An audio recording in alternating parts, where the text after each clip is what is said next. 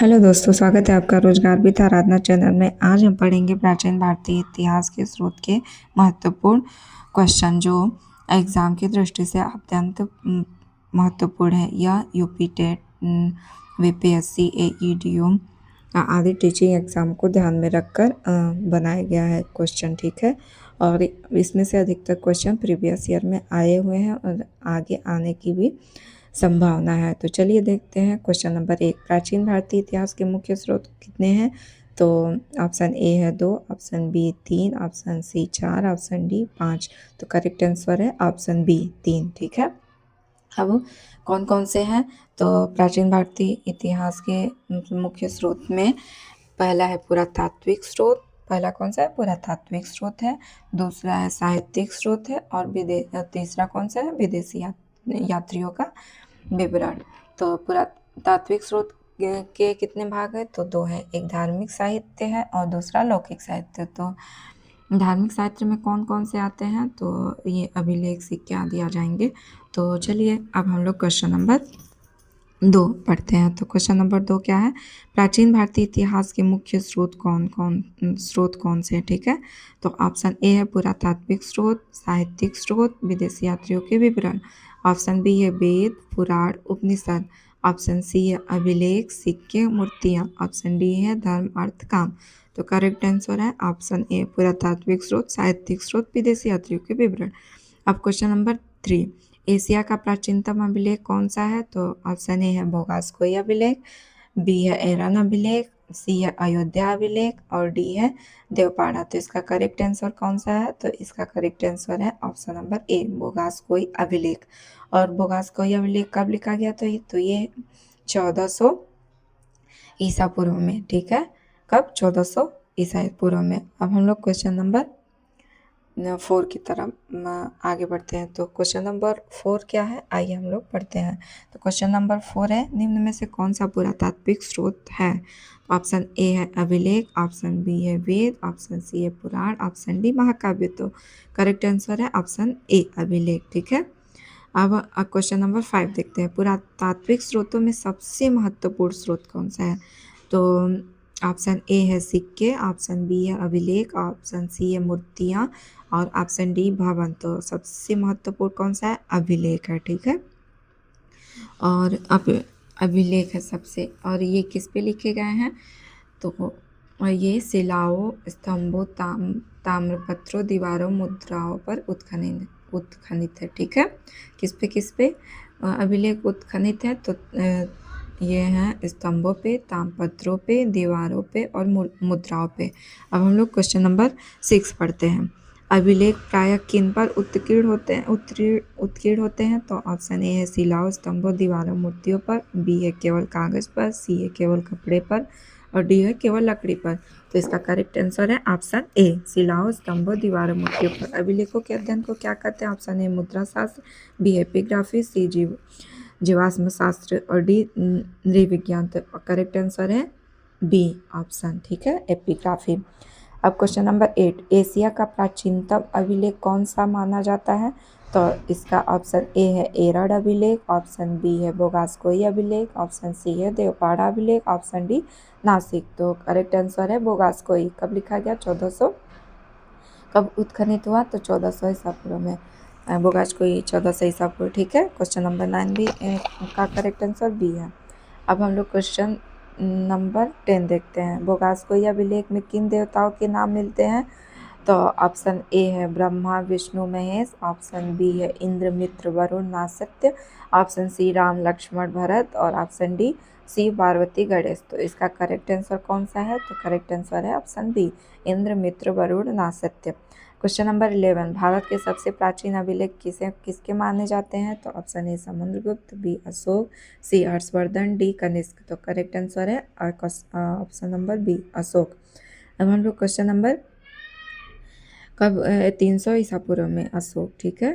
अब question number 12, Ashok के अभिलेख लगभग किस काल के हैं? ऑप्शन ए 1400 ईसा पूर्व, ऑप्शन बी 300 ईसा पूर्व, ऑप्शन सी 200, ऑप्शन डी 600 ईसा पूर्व। तो करेक्ट आंसर है ऑप्शन बी 300 ईसा पूर्व।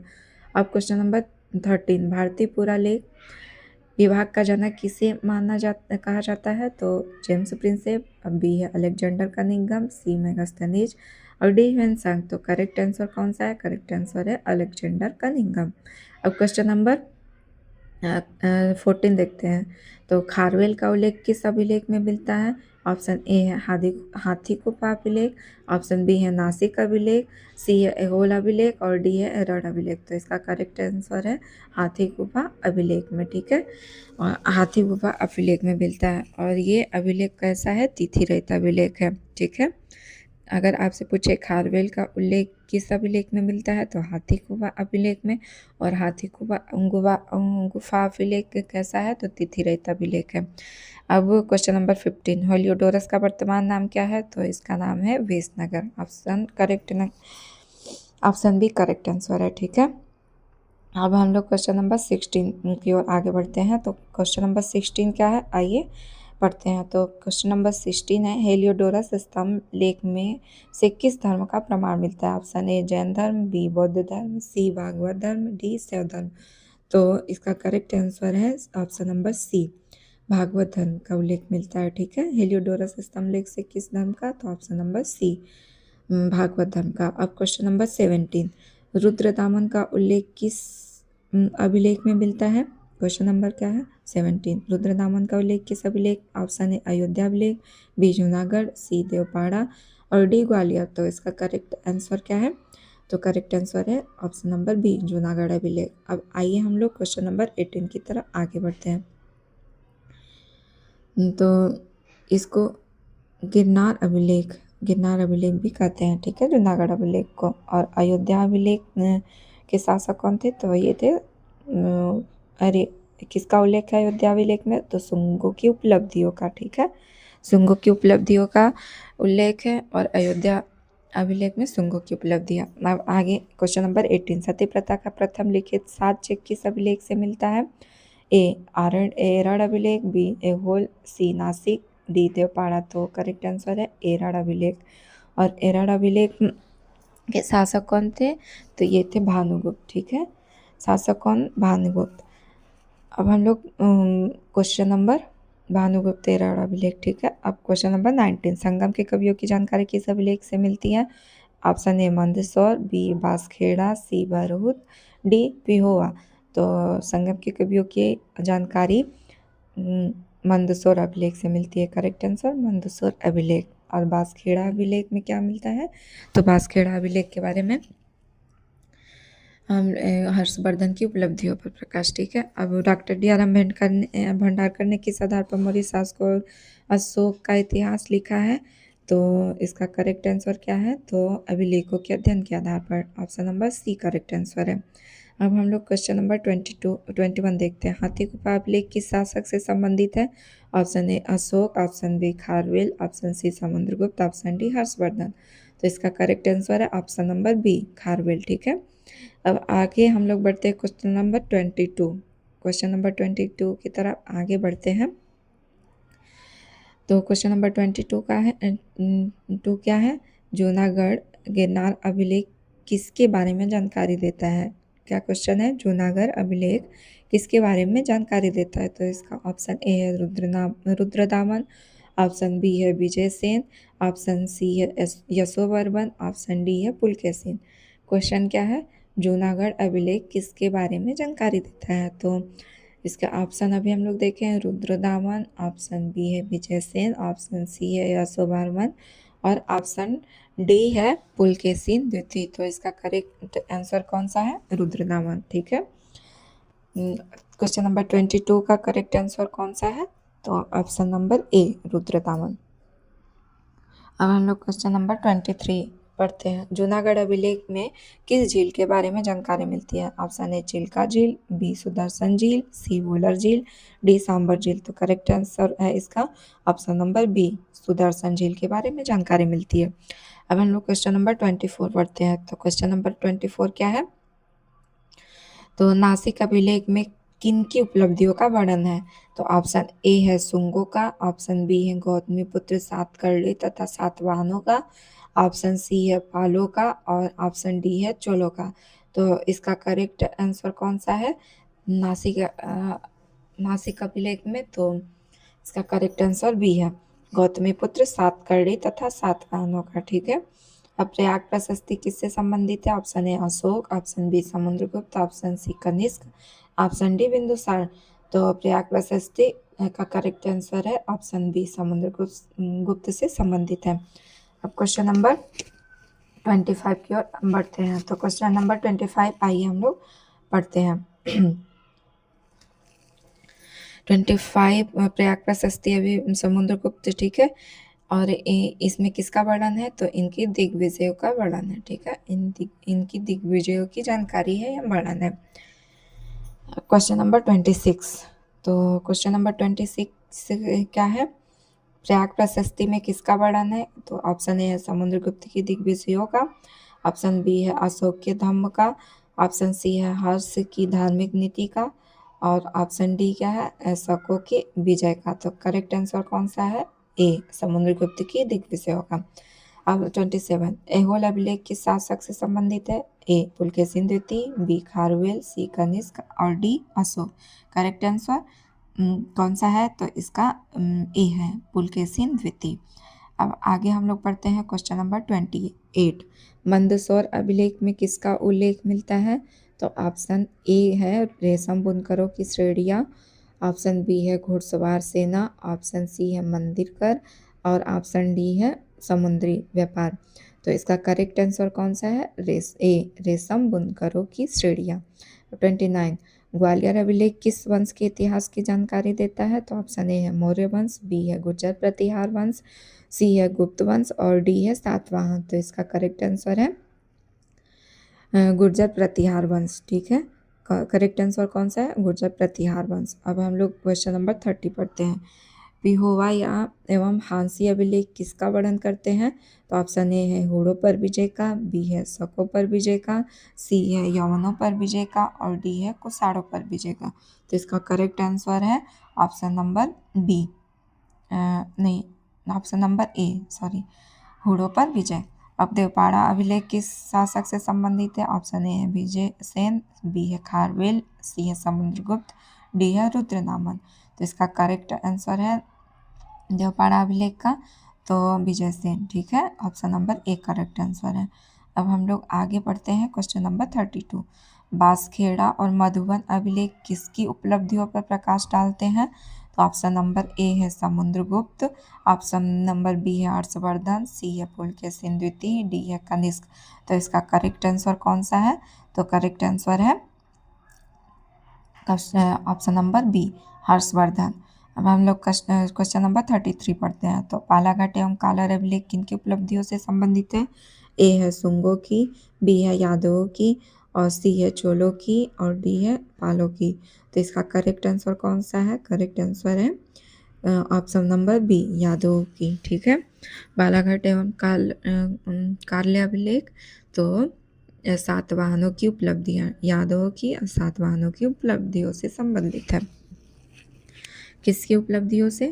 तो सातवाहनों की उपलब्धियों और यादव की उपलब्धियों से। अब हम लोग क्वेश्चन नंबर सातवाहनों की उपलब्धियां देख लें। ठीक है। बालाघाट और कार्य अभिलेख। क्वेश्चन नंबर आइए हम लोग पढ़ते हैं 34। तो क्वेश्चन नंबर 34 क्या है? अयोध्या अभिलेख किसकी उपलब्धियों को बताता है? ऑप्शन ए मौर्यों की, बी है सातवाहनों की, सी है सुंगों की और डी है पालों की। तो इसका correct answer option number C है सुंगों की। अब 35 भरोत अभिलेख किस बात का प्रमाण देता है? ऑप्शन ए है मौर्य प्रशासन, बी है सुंगों द्वारा निर्माण कार्य, सी है गुप्तकालीन शिक्षा और डी है सातवाहन व्यापार। तो इसका correct answer option number B है सुंगों द्वारा निर्माण कार्य। ठीक है। अब हम लोग आगे पढ़ते हैं क्वेश्चन नंबर 36। तो क्वेश्चन नंबर 36 है एरड़ अभिलेख किसका पहला लिखित साक्ष्य है? ऑप्शन ए पर्दा प्रथा, बी है सती प्रथा, सी है दास प्रथा, डी है बाल विवाह। तो इसका करेक्ट आंसर है ऑप्शन नंबर बी सती प्रथा। और किसके शासन में? भानुगुप्त। अब आगे हम लोग क्वेश्चन नंबर 37 भानुगुप्त। ठीक है। सती प्रथा भानुगुप्त। और क्वेश्चन नंबर 37 की ओर आगे बढ़ते हैं। तो क्वेश्चन नंबर 37 है, सिक्कों के अध्ययन को क्या कहते हैं? तो ऑप्शन ए एपिग्राफी, बी है मुद्रा शास्त्र, सी है वास्तुशास्त्र और डी है नृविज्ञान। तो इसका करेक्ट आंसर है ऑप्शन नंबर बी, मुद्रा शास्त्र। अब हम लोग क्वेश्चन नंबर 38 पढ़ते हैं। तो 38 क्वेश्चन नंबर है, पुराने सिक्के किन धातुओं के बने थे? तो ऑप्शन ए है तांबा, चांदी, सोना, सीसा।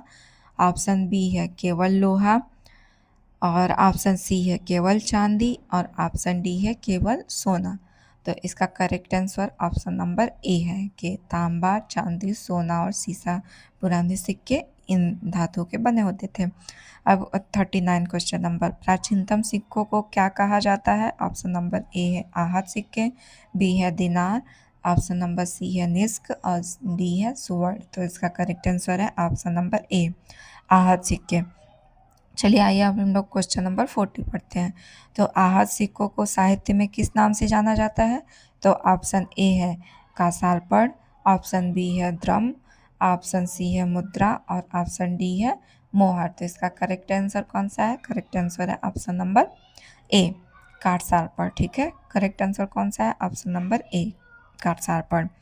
अब हम लोग क्वेश्चन नंबर 41 पढ़ते हैं। सर्वप्रथम सिक्कों पर लेख लिखने का कार्य किसने किया? ऑप्शन ए मौर्यों ने, ऑप्शन बी यवन शासकों ने, ऑप्शन सी गुप्त ने, ऑप्शन डी शुंगों ने। तो करेक्ट आंसर कौन सा है? ऑप्शन नंबर बी, यवन शासकों ने। अब हम लोग क्वेश्चन नंबर 42 पढ़ते हैं। शुद्ध सोने के सर्वाधिक सिक्के किस शासकों ने जारी किए?